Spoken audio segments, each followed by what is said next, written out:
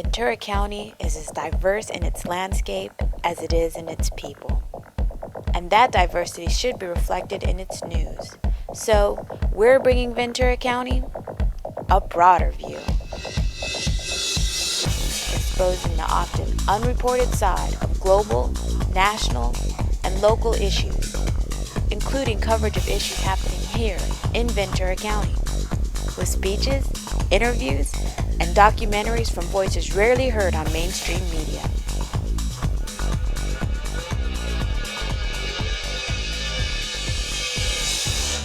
You're watching Maverick Media.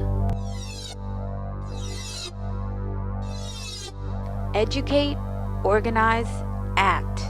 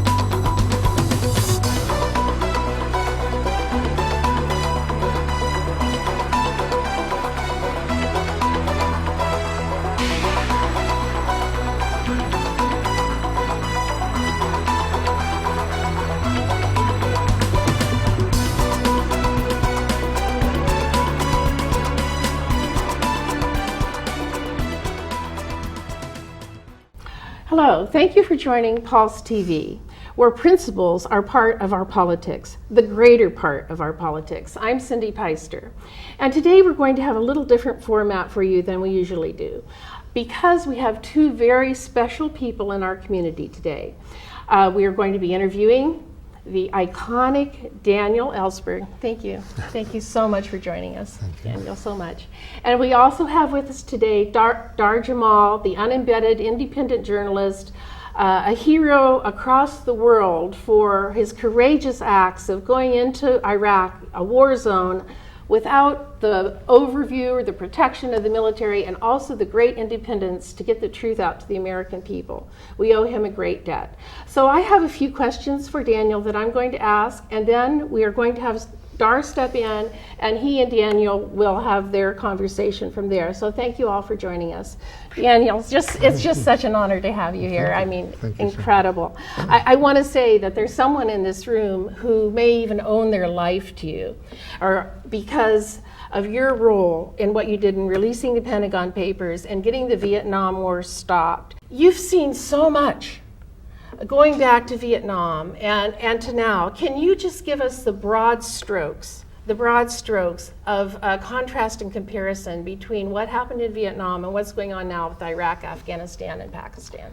Well, what's going on right now is deliberation in the White House over whether to how to respond to pressure, as well as requests from General McChrystal and General Petraeus to send a first installment, I would call it, of 40,000 troops, or perhaps 80,000 troops, in a beginning of what I'm sure they intend to be an open-ended commitment to a war in Afghanistan that they themselves talk about spending at least 10 years, perhaps much, much more than that.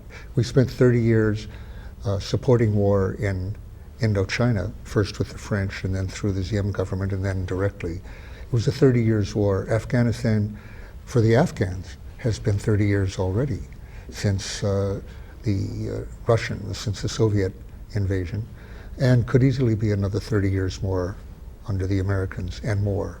So Obama is facing a decision very like that faced by President Johnson in the spring of 1965 when I was working for him, which was how to respond to General Westmoreland's request for an immediate 100,000 troops, to be followed, he understood, by hundreds, thousands more. We don't have hundreds of thousands more to send now because we don't have a draft. But if we had a draft, I think we would have hundreds of thousands there right now, and in Iraq as well at the same time. So I'm not in favor of a draft, however fair that would be in spreading the burden. It would certainly lead to larger demonstrations and larger wars, I have no doubt. So I'm glad we don't have a draft, even though that does put an unconscionable strain on the people who have volunteered and who are being sent back 4 and 5 times with little in between. But I think that what McChrystal is asking for is a commitment which would lead to troops that were eventually withdrawn from Iraq, and very few have been withdrawn so far on a net basis. But as there is some drawdown in Iraq, that surplus will go entirely to Afghanistan under McChrystal's view. We could easily end up there with a couple of 100,000 troops if we scraped them out of Germany and Japan and elsewhere, to no effect other than to kill a lot of people, to postpone our withdrawal, maybe by a long time, I must acknowledge on that, but to fuel a war there in which the Taliban would be getting stronger year by year, no matter how many of them we killed.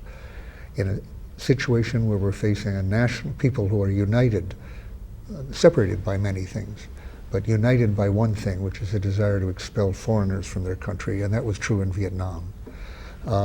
They draw strength as we escalate, as we put more troops in there and more bombing, more drones, more killing of civilians, more presence of occupation troops in the country.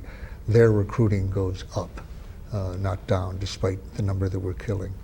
So that's one future that he faces.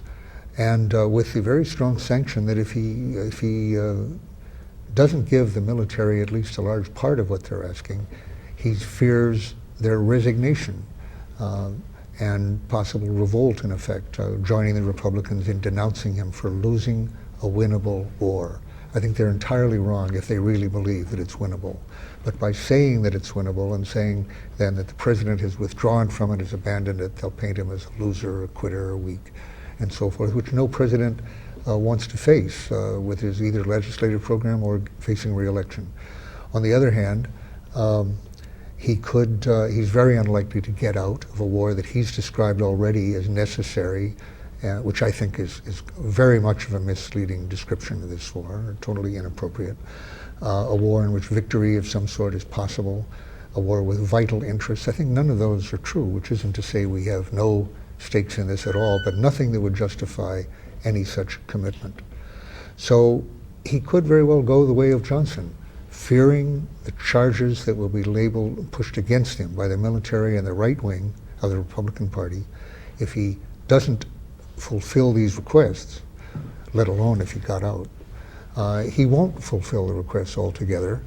He'll leave himself open to charges by the military, almost surely. He won't give them everything they ask, like Johnson, but just enough to get us very committed and keep at it indefinitely. An alternative would be to reduce our forces there, which I would think would be very much preferable, reduce our goals.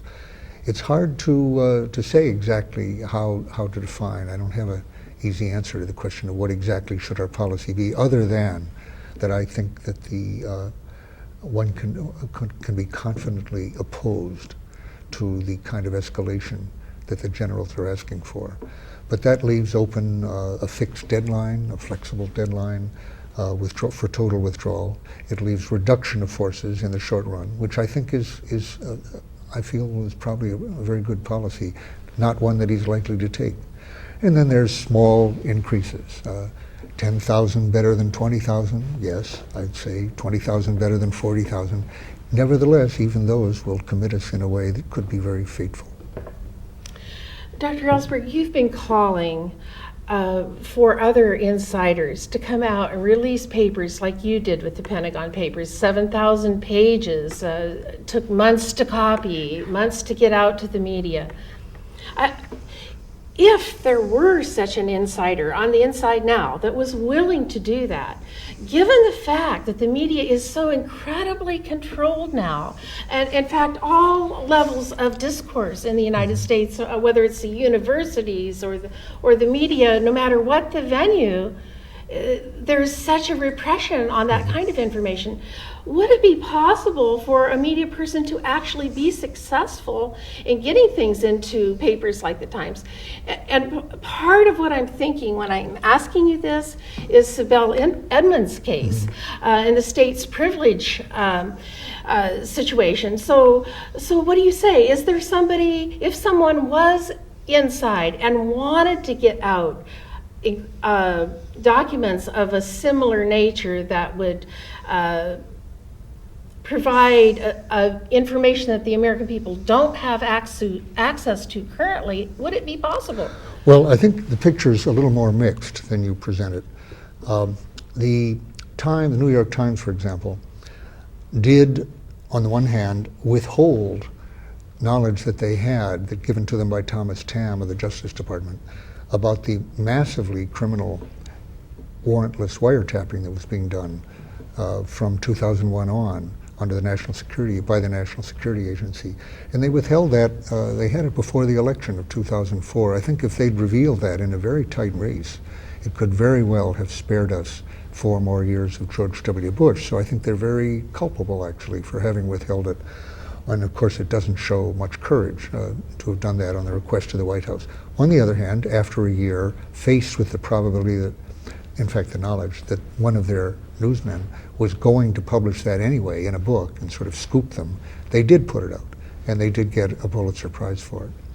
Other leaks have been quite important, even though they haven't led very quickly to the changes we'd like. The Washington Post revelations about rendition, about torture, various things about torture, the CIA secret camps and so forth. So there have been important leaks. Almost none have involved documents. And Sibel Edmonds, who I admire very much, and I've worked closely with her, I know how totally frustrating her time has been trying to get her stories out. And recently she's been putting herself at risk of prosecution, I would say, by revealing a lot in, for example, The American Conservative and on the net.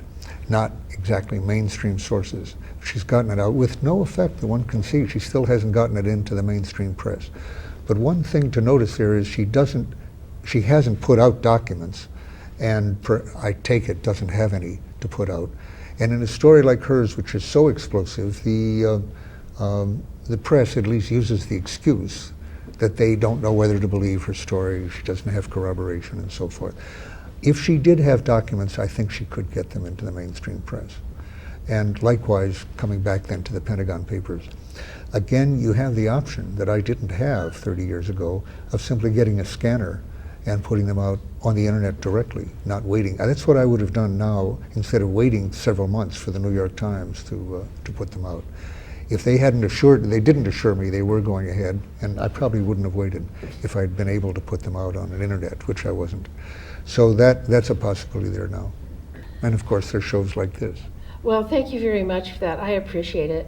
You know, for those of us in the activist community, those of us who are trying to get the truth out to the American people, we have questions about the future of our country, and I'm sure you do as well. Can you see this country taking any other path than one of increasing repression of the people and increasing economic deprivation of the people? I mean, what do you foresee for the future of the country given where we are now? Well, there's two questions. What do I foresee? Do I see any alternative to a totally downward spiral? Yes, I don't think we can foresee the future that well. Who foresaw the breaking down of the Berlin Wall? Who foresaw a peaceful transition to majority government in South Africa? I know of literally no one who foresaw either of those things. So good miracles are possible by social action. And so to say there's no hope is wrong. I mean, no one has a basis for that kind of certainty, and it's generally going to be an excuse for total inaction. Now, that isn't to say, though, that the odds are with us or favorable, but then I don't know when I've been involved in a struggle that had good odds with it. The likelihood is, I think, for things to go downhill. Obviously, well, the worst was avoided economically right now, but the future does not look good at all and can get very much worse. I don't think that will have a good effect on our politics. I don't think worse is better, as some people theorize. The Obama administration, I had very low hopes for in national security areas, foreign policy areas, because I didn't foresee any president foregoing the powers that were bequeathed to him by his predecessor. I don't know if it's ever happened, and it hasn't. So Obama is on issues of secrecy and signing statements, and versus his campaign promises of transparency, those have just been blatantly ignored and reversed. His secrecy is at least as great as Bush's, aside from his rhetoric about transparency. There's a conflict there. And I'm not impressed by his moves even against torture. He's declined to prosecute at higher levels and to regard it really as a crime. He seems to have defined it as a policy choice which he chooses against now but could reverse if circumstances changed. Or I think he'll leave his successor with a real option of torture. He's refused to define it as something that requires prosecution, as, quote, torture does, according to our international agreements. We're obliged to investigate and prosecute it. Obama is violating that obligation. So the possibilities of a kind of coup or a continuation of an absolutist kind of government that we saw, I think, are still very much with us under Obama, let alone his successor. And that's very bad, obviously. On other fronts, there seems little prospect of his acting adequately, given his response to the balance of interests in the country that he sees. Just why Democratic presidents are as frightened as they are of a reaction from the right is not quite clear to me.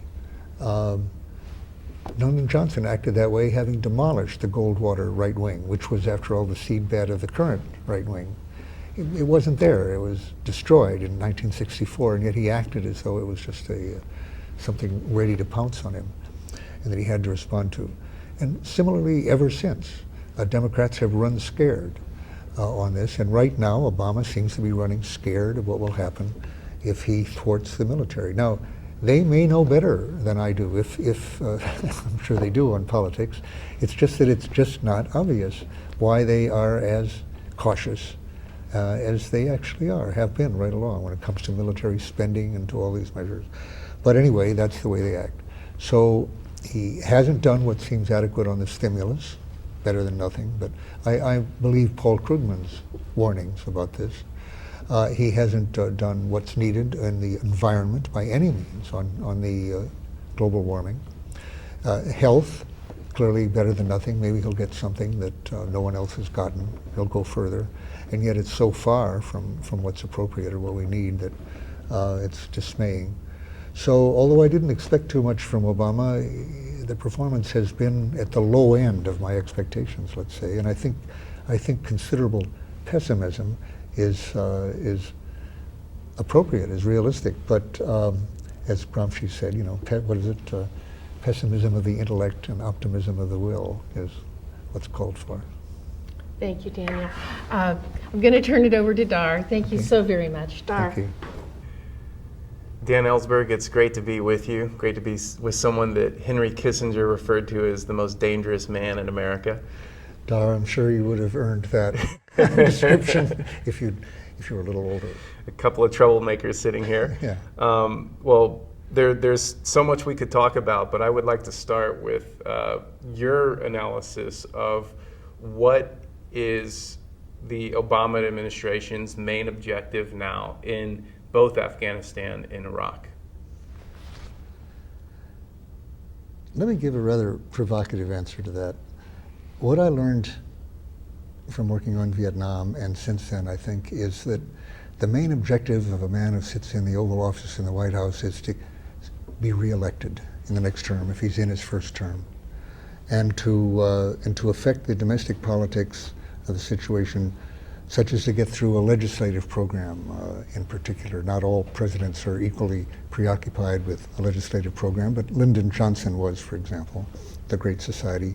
Obama, I think, is largely focused on health and perhaps energy, certainly the economy at this point. So he has a program. Certainly wants to be reelected. When it comes to foreign policy, I don't think you hear this, the following very often. But my understanding is that every consideration is saturated with, permeated with considerations of how will this affect the votes in Congress and how will it affect various splinter swing votes in different constituencies in the election. So I'm sure that when Obama contemplates what to do in Iraq or above all in Afghanistan right now, the first question is how will this affect domestic politics? If you're asking, though, of external factors, what are the instrumental objectives that he sees there? He certainly has talked about reducing troops in Iraq. We haven't seen it in terms of net reductions, and I don't think they even promise any until after elections, which are when, in the spring? Their next elections, I don't think they propose. They were slated for January, but now it looks like they're not going to occur at that time. When do you think is?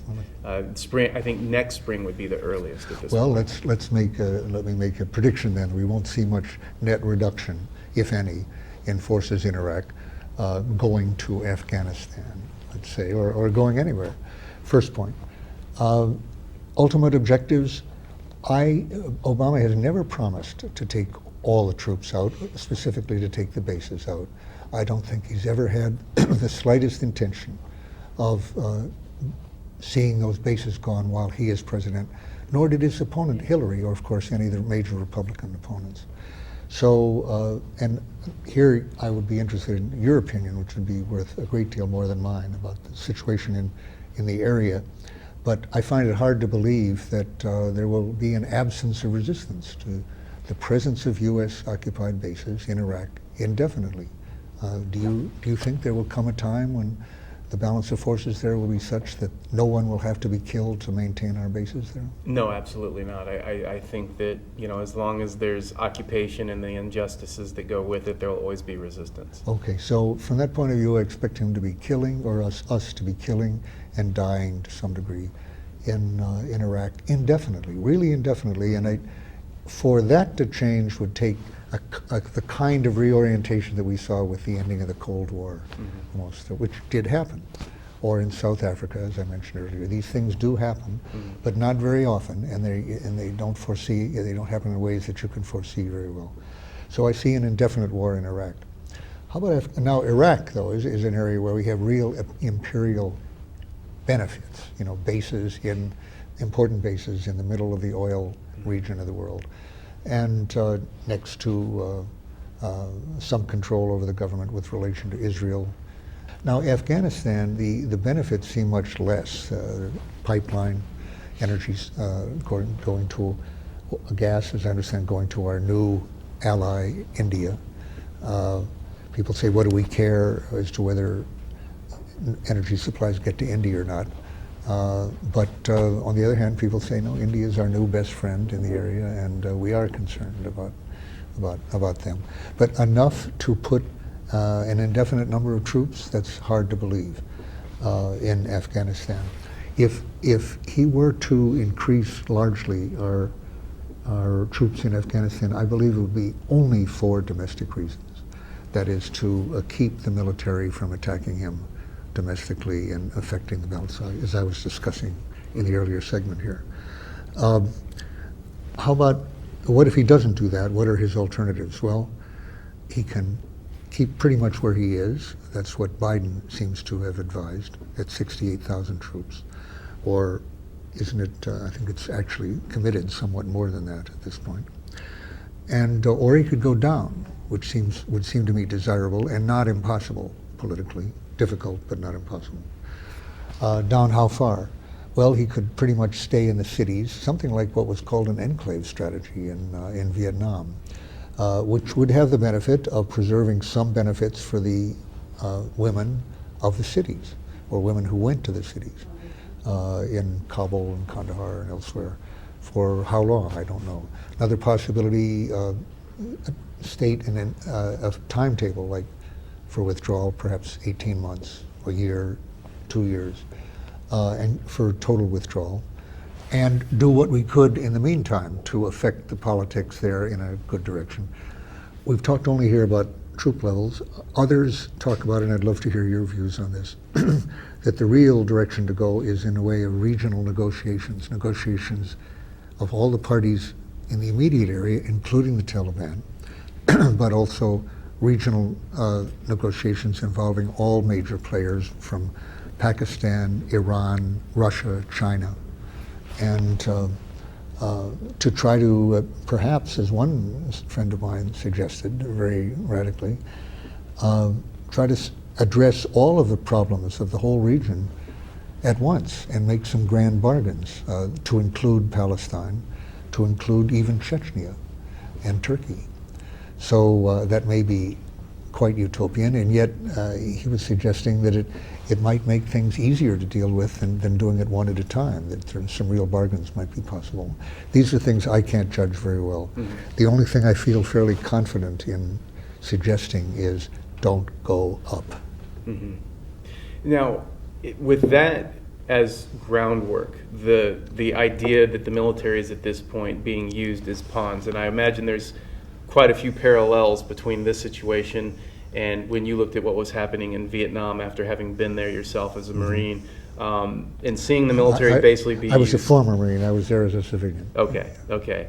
And seeing the military being used basically as a pawn, American men and women in the military being in both these combat zones, dying, being shot at, being in this horrible situation, and then talking about it from a purely political perspective of, well, these, the situation in Afghanistan is probably going to be determined by Obama looking at it through how do I need to handle this in order to get a second term. So therefore, it's clear that people in the military that see this, there's going to be dissent, coupled with people coming back with PTSD, constant redeployments. It's really clear to folks in the military now as morale continues to drop, no clearly defined missions. People are very upset about this. It's someone in your position that was the biggest whistleblower of your generation and the key whistleblower that helped bring an end to the war in Vietnam. And you've put out the call so far during regarding Iraq and Afghanistan more recently for people in the administration to stand up and do something akin to what you did. So specifically, would you name names or point out positions where people, it would behoove these people to stand up and take a moral stand like you did? Well, I'm happy to name a name that I've been naming a lot in the last couple of weeks, of someone who has taken a stand and done what I've really urged people to do for years now. And he's the first one, I would say, really to do it publicly, and that's Matthew Hull, the Foreign Service officer, former Marine, who had served as a Marine company commander in Iraq, and then was in a very contested area in Taliban contested area in Afghanistan as a Foreign Service officer, and just weeks ago resigned from that position to come back here and state as clearly as he can that in his opinion, from the ground, his months there, that the presence of our troops is now fueling the insurgency and that more troops will increase that insurgency. What I was saying earlier, entirely in line with that, but which I would have said, I have been saying myself from the Vietnam experience and others, and he's confirming that from the Afghanistan experience. So I find that very plausible, to say the least. And he has marvelous credentials from the area, so from what's actually happening in the field. So I would like him to be heard by President Obama in the Oval Office, and I would like Obama to send him to debate with the Joint Chiefs of Staff in his presence.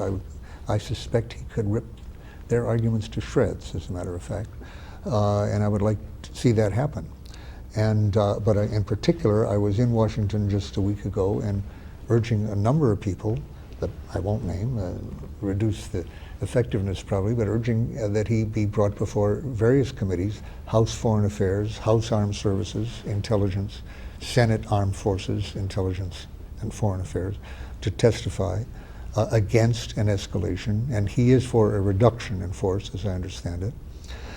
So there's somebody who has given up his career in the government after many years to speak the truth. And what especially impressed me, as in line with what I've been urging, is that he was offered, because of his expertise, offered a job instead of resigning under Ambassador Holbrooke and his staff in Washington, high-level job, on the grounds that he could do more good from within than he could possibly do from outside. That's not true, I think, and he saw through that. He actually accepted it for a week. It's a very seductive proposal, and then rejected it and said no. He now is able to testify without a boss over him, without an agency that he might embarrass, and to speak absolutely frankly as somebody with very recent experience. So that's a very positive example. He was asked whether there were many, many people who felt as he did, quote, who did not have the guts to do what he'd done, to resign and speak out. Mm-hmm. And his answer was yes, one word. Mm-hmm. And he didn't name names there, which was understandable. Mm-hmm. But I'm sure he's right about that.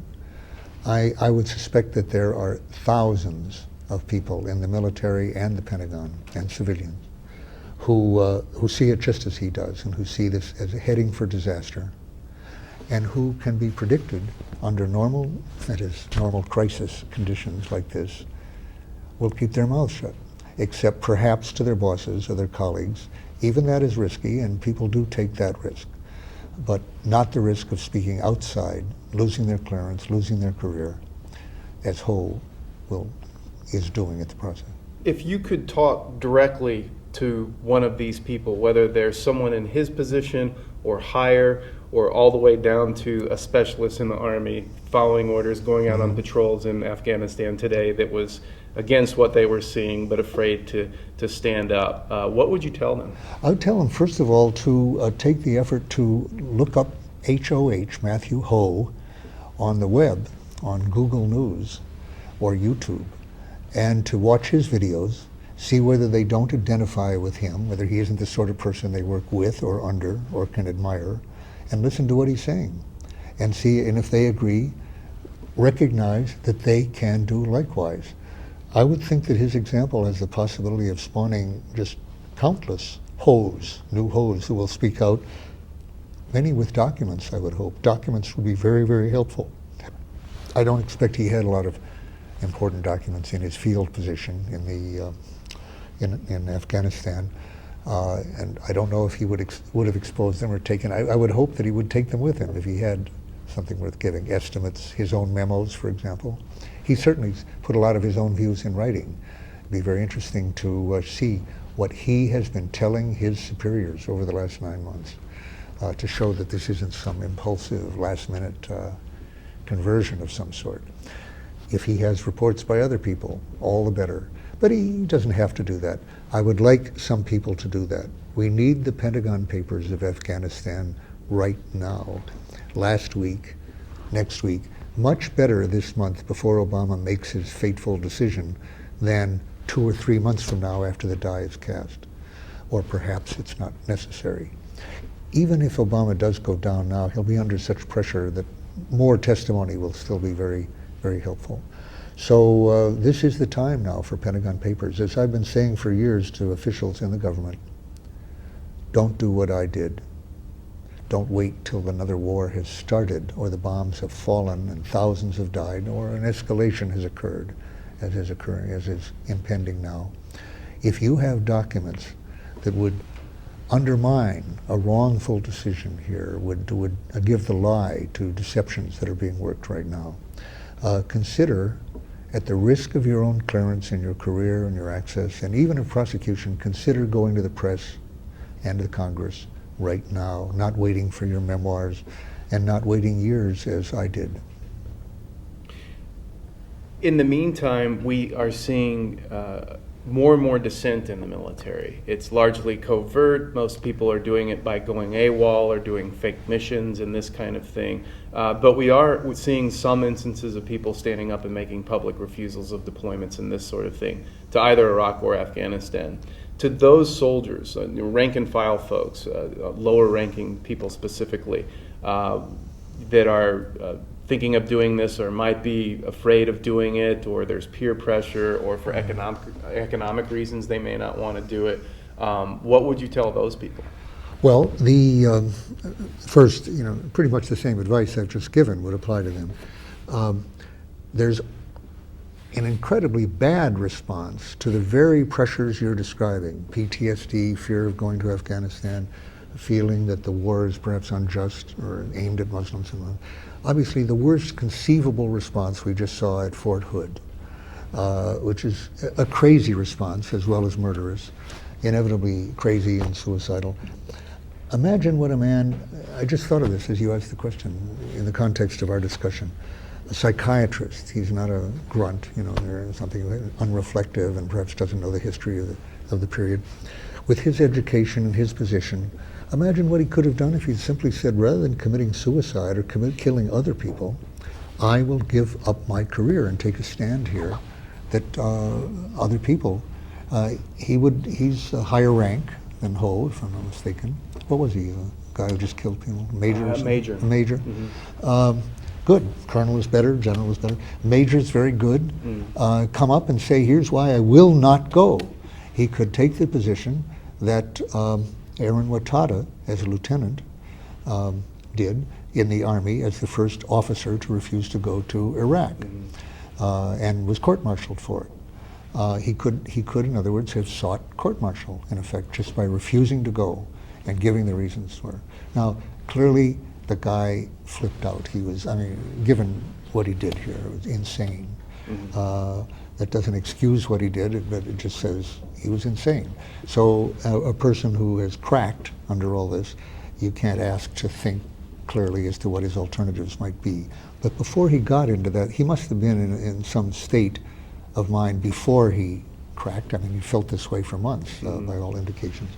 If he'd had an example of a clear, principled, conscientious, risk-taking, personal risk-taking action, think of the range of things he could have done. If you put at one level a guy who's prepared both to kill fellow soldiers and to die, if that's within the range of options, then think of all the options that are available other than do not involve killing anybody. And it really, tremendous. So that's the way people should think. Okay. Well, you've written a book now. This is not rehearsed here, but you've written a book on dissent. How would that bear on what we've been talking about? Yeah, and this is obviously why I'm talking about this, because what I found is there's a lot of dissent in the military, but the difference between now and Vietnam, of course, one of the big ones, there's no draft. There's nothing to tie in a GI resistance movement today with a massive civil rights movement and anti-war movement like we had then. So instead instead of an organized, broad, more obvious resistance, it's kind of largely covert. We have according to the Pentagon, between 4,000 and 12,000 people from the military going AWOL on any given year since 2001, since all this these two recent wars started. And that's much higher than usual? Slowly increasing now, excuse me, largely because of the escalations in Afghanistan. So, but really what I'm seeing is there's a lot of resistance, but it is largely covert. And so when Matthew Ho stands up and makes the public announcement as he does and resigns and this kind of thing, you and me are sort of in a similar position of being able to see clearly how important it would be for people in the military to do that, because it would take people standing up and putting it all on the line and setting a public example to get awareness out throughout the rest of the military. So as you just described, someone like Major Hassan at Fort Hood, instead of basically going nuts and killing people, who obviously shared some of the sentiments of being anti-occupation and not wanting to be part of this, could take a different tact of going through a court. Ho actually acted now, at this point in his life, as a civilian, but with good military background, The next obvious thing would be for an officer to imitate or emulate Watada in refusing to deploy, or Ho did something quite dramatic, and the military could do the same. Being right in the spot and saying, I'm leaving, I'm not doing this anymore. Now, very hard position there for an officer, because perhaps unlike Ho, I'm sure Ho had a team who, some of whom would feel he was deserting them or he's leaving them, but it's not quite like a military command. For someone in the military to do that, there's if he's a commander, like a platoon commander or a company or something, there's a definite accusation you're leaving your troops in desert. Somebody may replace you who isn't as good at taking care of them or looking out for them. But let's say a military man who wasn't in a direct troop command of some kind, staff position of some kind. Very good. Then he's leaving his fellow battalion staff officers. Oh well, never mind. Yeah, you needn't worry too much about that, I don't think. So, and an S2, an intelligence person or somebody who just says, this is horseshit, and it's wrong, and I'm not going to be part of it anymore.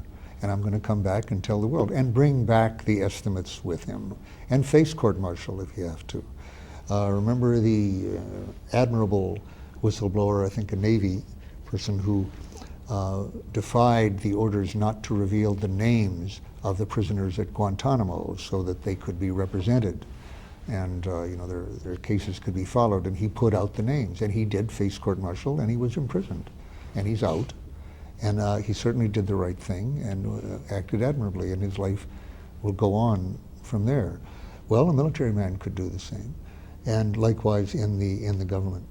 So, by the way, do I have to ask you the name of your book for the audience here? It's called The Will to Resist: Soldiers Who Refuse to Fight in Iraq and Afghanistan.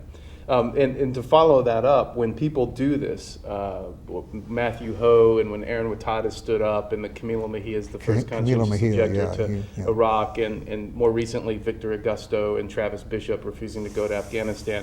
When all of these people take these stands, they're typically branded in the mainstream media as being cowards or fearful. Well, it's not branded. I don't think Camilo Mejia suffered that, widely being branded. His commanding officer, unconscionably, who had earlier commended him, came over and testified, that he's a very bad guy and he'd done the wrong thing here and so forth. But he just covered himself with shame in doing that.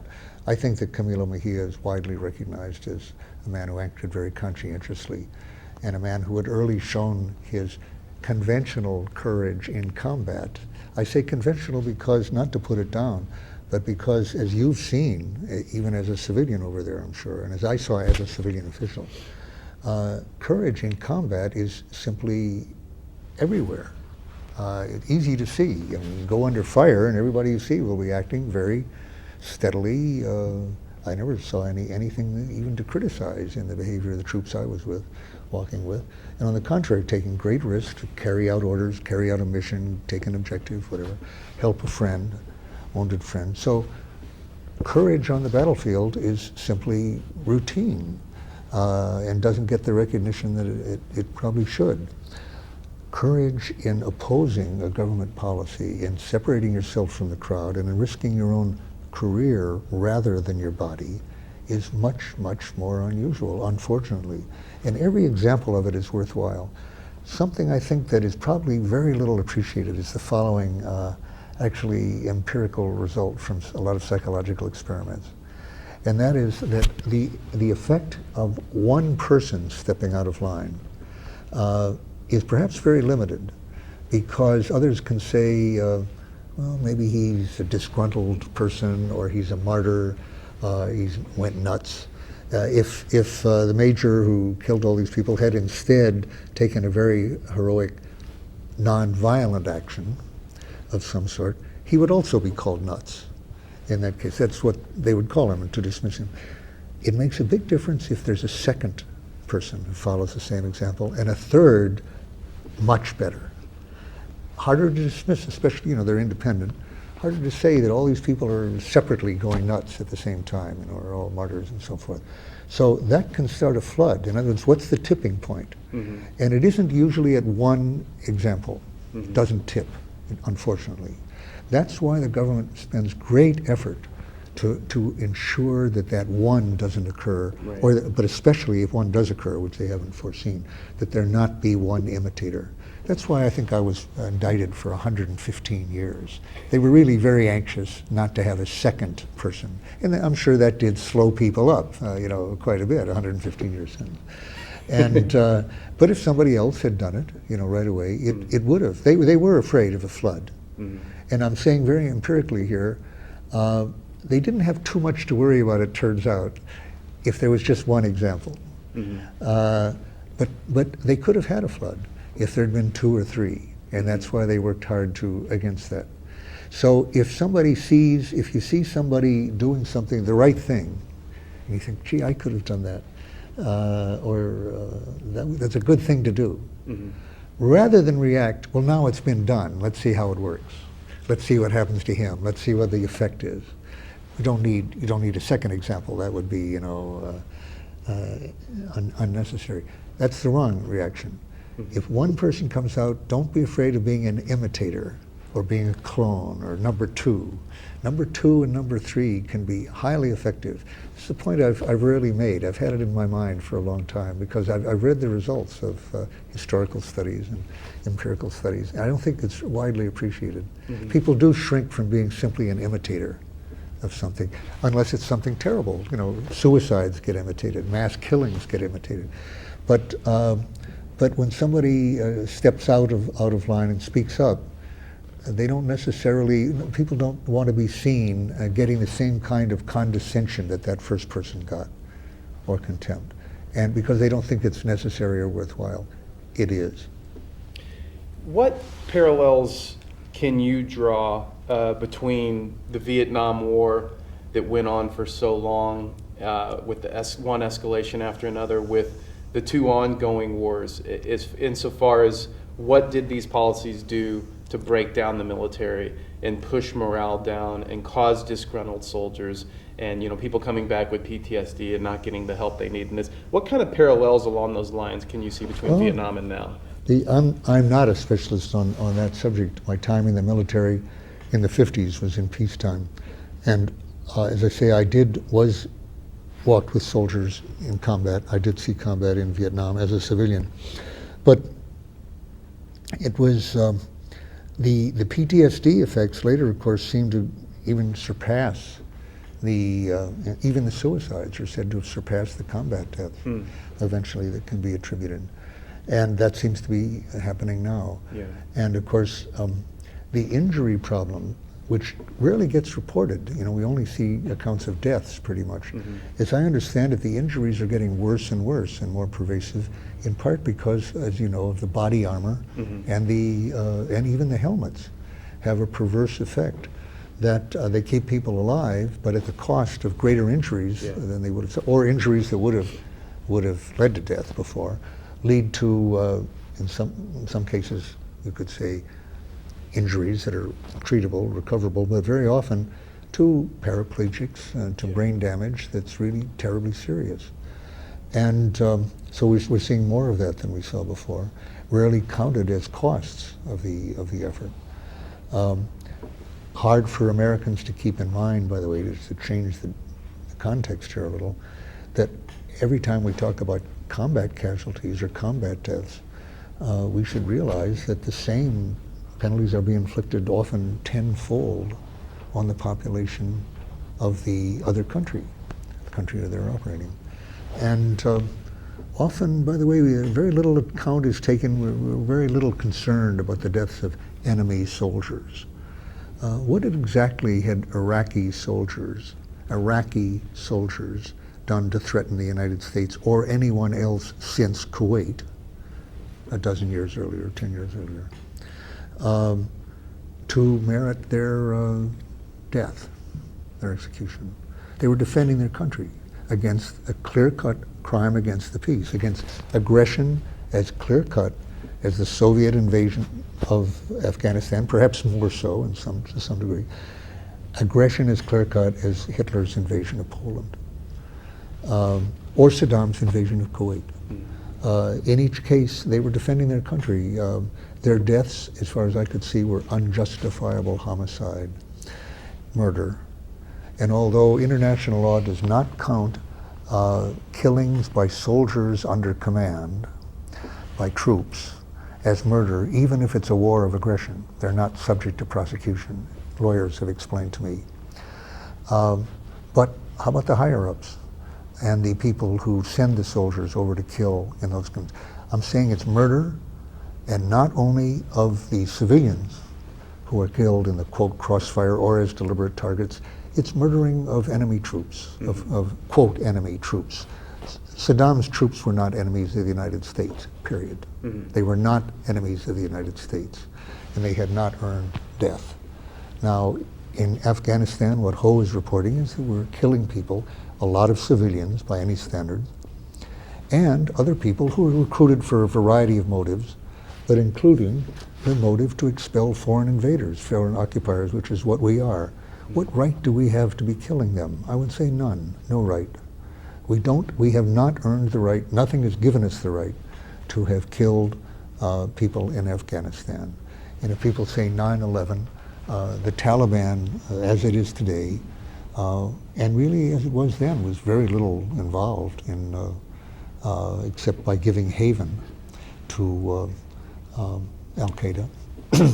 And in other words, no more involved, let's say, than, well, it was a little more voluntary than in the case of Germany, where the plotting was done in Hamburg, or this country, you might say. But all right, the Taliban leadership at that time, as I understand it, largely for money and perhaps to some extent ideologically, gave haven, sanctuary to Al-Qaeda at that time. But Al-Qaeda isn't there now, and hasn't been there for a long time. And it hasn't been made clear to me at all how the Taliban are enemies of the United States or threaten our security. But you perhaps can elaborate on that. Tell me, Emma, what am I missing? No, I agree with everything you said, and I think those are all really important points, especially when we look at the fact that both of these wars are being carried forward under the bogus reasons proposed by the Bush administration, and those aren't being challenged. You know, like what happened to Osama bin Laden, and you know, this all of a sudden now it's about, you know, we have to bring reconstruction to Afghanistan or stability to Kabul or women's rights. You know, again, all these bogus reasons, just like in Iraq, and there's just no grounds to them. One thing I want to ask you also is that and you probably run into this, I would imagine too, as you go around giving talks and with the new film and such, but when I give talks about Afghanistan or Iraq and what's happening in the military, the most common question I get just about every time I give a talk is someone will stand up and say, look, these are really dark times, both these ongoing endless wars, Obama's clearly not delivering on all of his promises of these grand changes that were to be made and ending the wars and making things better. What should I do, or what should we do? So I would like to hear your answer to that. Let's start with yours, because you know the area much better than I do. You know, to talk about what we should do as opposed to what we should not do, which I think can be said from a great distance and without a tremendous immersion in the realities there. To say that we should not send scores and hundreds of thousands of troops there, you really do not have to be a regional expert to say that. Now, you are a regional expert, and that is a much better basis for saying what are the more realistic and options to be alternatives that are worth considering. What is your answer to that?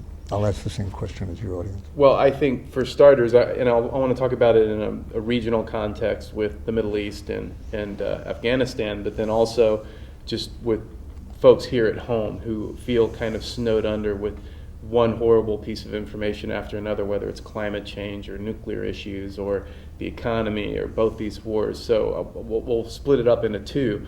But regionally, you know, in Iraq, it's much more clear-cut than Afghanistan because, according to the most recent Brookings Institute poll that I've seen, 76% of Iraqis are in favor of total, complete withdrawal of all occupation forces, including contractors.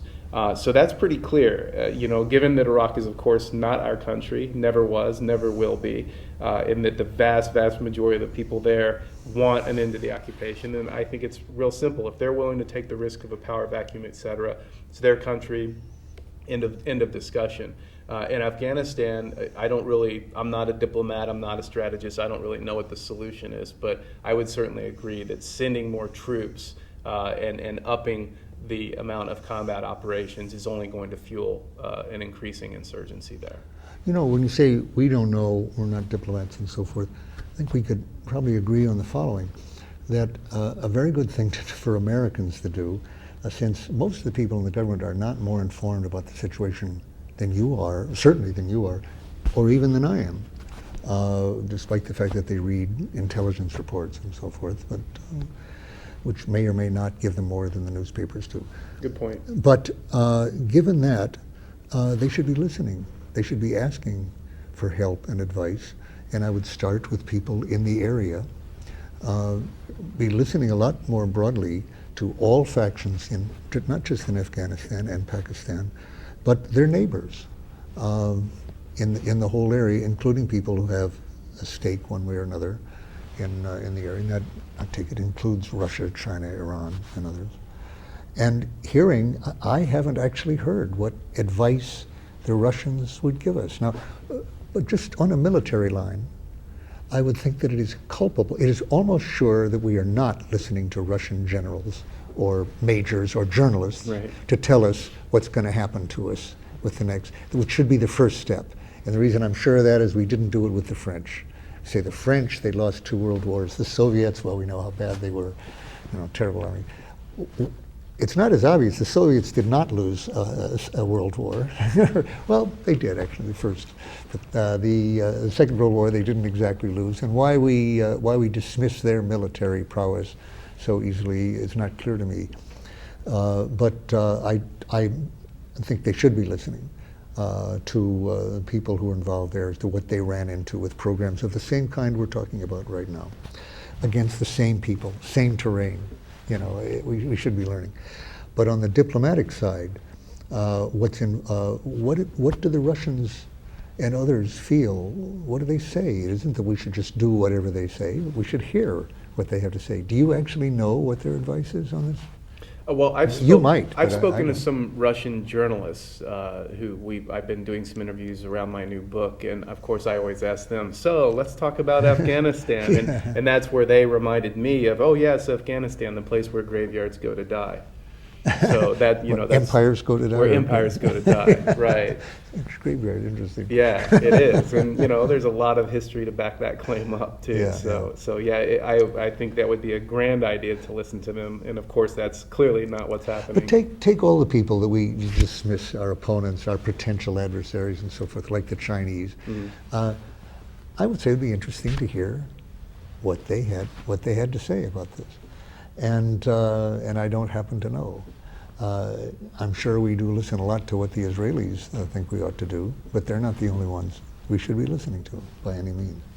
So that would be one thing. And then what deals are possible there? Here's where you and I, certainly I am not equipped to say, what deals might various factions of the Taliban actually be willing to make here, and how could they be enforced or inspected? What are the real stakes in Pakistan? For example, we hear as a major reason for staying in Afghanistan that to get out would destabilize Pakistan. As a layman, but who's trying to understand the situation, I don't get that one.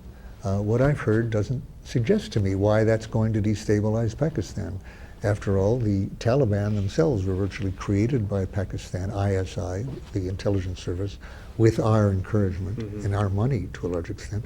They maintain major relations with the Taliban, I understand, as a counterweight to the Indians, and in Kashmir in particular. And they're friendly to the Taliban in Afghanistan. The Taliban in Pakistan may be a different matter. So why exactly would it destabilize them if the Taliban were again in power in Kabul? And again, tell me, what am I missing there? You know a lot more about it than I do. Is there a basis for saying that that Pakistan with its nuclear weapons would be stabilized by a Taliban rule in Afghanistan? Well, I don't. Again, I think a lot of this rhetoric comes from justifications to continue. Yeah, it's just given any reason. You could say it's like Bush saying put me in office so I can continue occupying Iraq, so I can protect you Right. at home. Well, he's not protecting us at home. It's the opposite. He's doing the opposite. He's Right. causing danger. But it's an argument. And if it's Exactly. made with enough confidence, it can work. Right. Is there more to this than that? Is there any basis for saying that we have to stay or escalate in Afghanistan for reasons of our interests in Pakistan? I don't think there is, because if we just simply step back and broaden the perspective and look back in time, just what was the situation in Pakistan before the Americans started occupying Afghanistan, and what is it today? Is it better or worse? What's the answer? Well, clearly, it's far, far worse. Far worse. We didn't have, every other day, huge acts of terrorism happening in Pakistan. We didn't have the Pakistani military plowing down parts of the country on these operations. We didn't have U.S. drone attacks. It on a occurs to me regular that what basis. McChrystal and others are saying is, well, that's happening as a result of the Taliban getting stronger in Afghanistan, and that shows what would happen if they got even stronger, so we've got to stop that. And of course, that leaves out of the story why they're stronger. And they're stronger from every evidence since and because we've put more troops in since 2005. Isn't that the case? Exactly. So the argument is actually the reverse of what he's saying, but on its surface, it seems to have some plausibility. Look, the Right. Taliban is getting stronger in Afghanistan and in Pakistan, therefore, we've got to, whereas the Ho is saying the way to reverse that process is to reduce our troops in Afghanistan and have less recruits for the Taliban. And if I'm not mistaken, we're pressing Pakistan to go into Swat and to North Waziristan, or South Waziristan, and that in turn is causing, the pressure that we're encouraging is causing the upsurge in terrorist incidents in Pakistan. Is that not the case? That's exactly correct. So again, we have a reverse of the causal links that seem to be realistic, and there is great precedent for that. I go back to one of the great examples of all history, George Bush able to run for a second term on the grounds that he is defending us at home by occupying Iraq, when all intelligence agencies say that the effect is the reverse of that he's endangering us, and yet he successfully sold it to such an extent that Kerry was unwilling to challenge him on it in the campaign, did not make the war a major issue in his campaign, any more than he did torture. And so finally, Dan Ellsberg, what would you say to specifically the people in this country that have been anti-war, taking actions against both occupations, and now have had the wind completely taken out of their sails by this kind of gutless Obama administration, and people there's really not much of a powerful anti-war movement, not a whole lot of organizing happening, and morale is low, and people are kind of wringing in their hands. What do we do? What do we do? Yeah. And I'll talk about this too, but what would you say to these people? Well, it's funny, I was just reading a piece about by a guy named Tom Gallagher on the internet about where are all the anti-war demonstrators. And he took as his example in the lead the fact, a report in the paper that by the time Daniel Ellsberg addressed the latest rally in San Francisco, there were only a few dozen demonstrators left, which is probably true. And then he said in parenthesis, and which I cannot confirm personally because I left earlier myself. But he went to the trouble of asking people why they had not come. There were at the beginning about 1,000, and as I and other speakers waited on the endless list of speakers, always too many. That's something a lesson that is never learned by the organizers of demonstrations, that don't put 24 speakers on the program.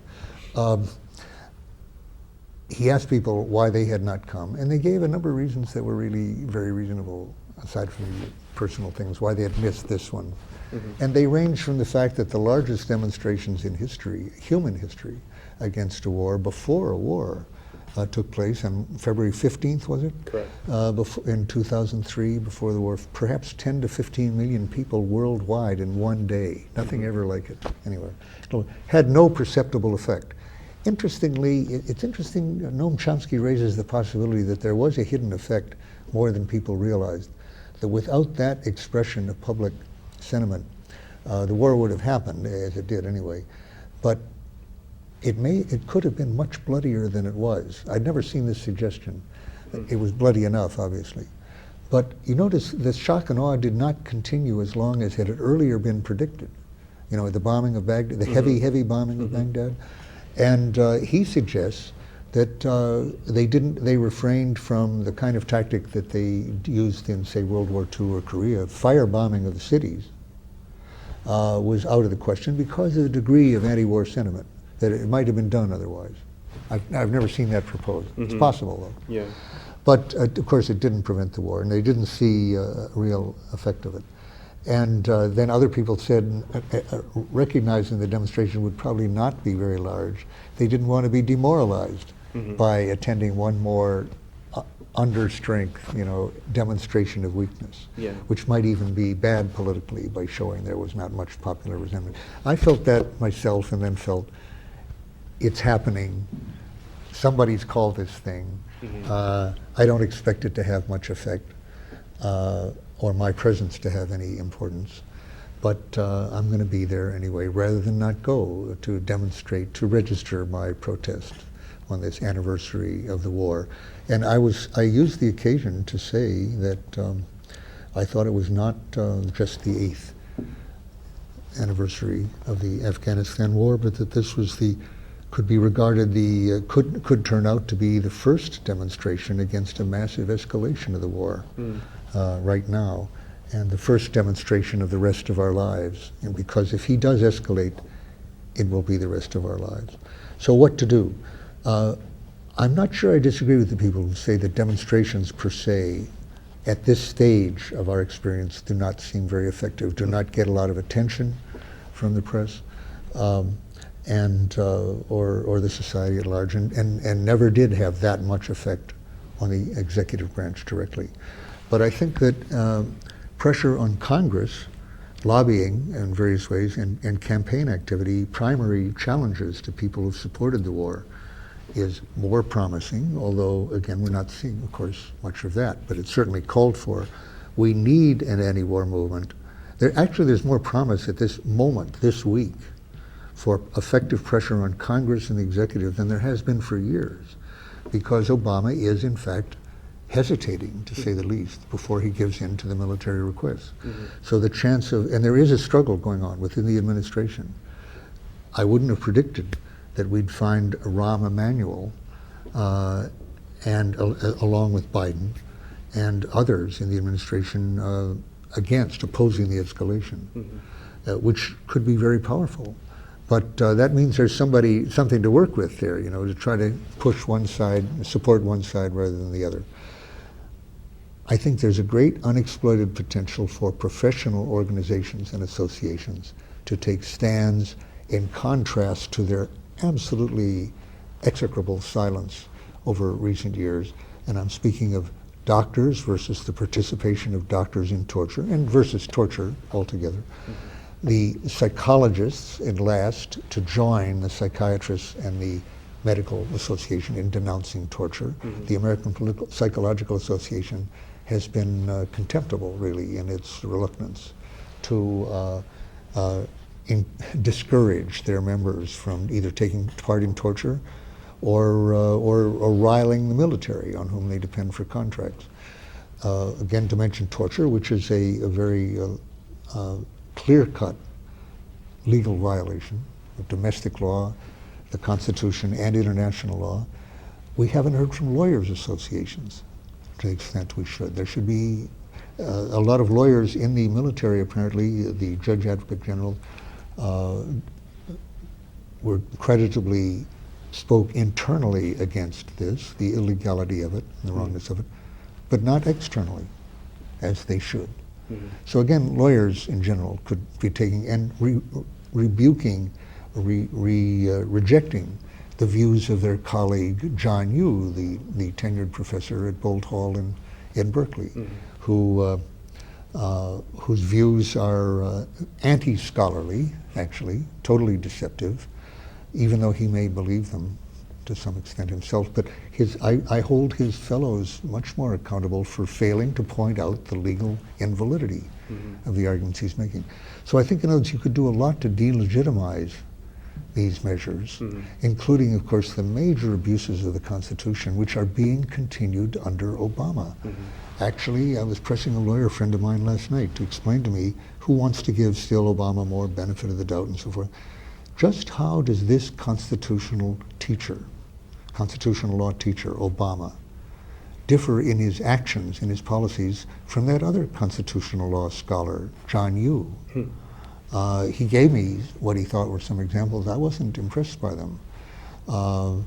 And we're not getting much benefit of his, any benefit, I would say, of his teaching of constitutional law, his positions on signing statements and on rendition, but in particular the continuation, which he voted for, of, in the end, of the warrantless wiretapping by NSA. Very ominous, I think. Okay, that's what's to be expected from a president. Really, any president, any party. But the question is, will Congress and the courts and the legal profession and other professions do what they can to point out how out of line he is in our constitutional traditions and laws? So there are areas that I think, by the way, too, calling out the media is something that was not done in Vietnam very much and should be done now.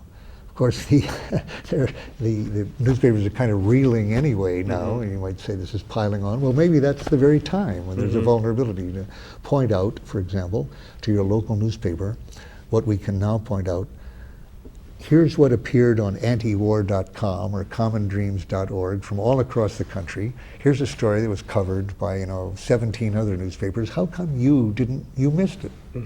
That could be done to the New York Times almost daily. Stories that are covered elsewhere that don't make it into the New York Times somehow in quite a pattern of events. I think pressure like that would be well worthwhile. Okay. Well, Dan Ellsberg, thank you very much for your time. It's been great talking with you today. Hey, talk to you.